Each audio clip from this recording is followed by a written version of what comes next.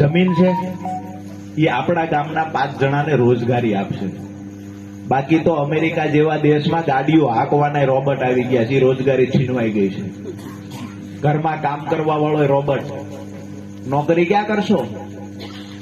આપણે જગતના બાપ છીએ, આપણે બધાનું ભરણ પોષણ કરીએ છીએ, આપણે બધાને રોજગારી આપીએ છીએ. પશુપાલનનો વ્યવસાય પણ એ છે કે લોકોને રોજગારી આપશે, એમાં ક્યારેય મશીનરી આવવાની નથી.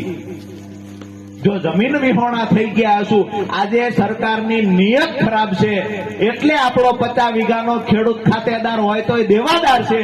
એક સમય એવો આવશે, તમે રાજુ કરપડાને યાદ કરજો, જેવી સરકાર બદલાશે 5 વર્ષનો ખાતેદાર હશે ને તો એને ત્યાં આઈપીએસ અધિકારીઓ કહેતા હશે કે મારે મારી દીકરી ખેડૂતના ઘરે દેવી છે, તેથી આપણા સપના પૂરા થાય છે. કોઈ તમને સપના બતાવવાનું નથી આવ્યો, પણ મને નજર સામે દેખાય છે કે જે દિવસે સત્તા પરિવર્તન આવશે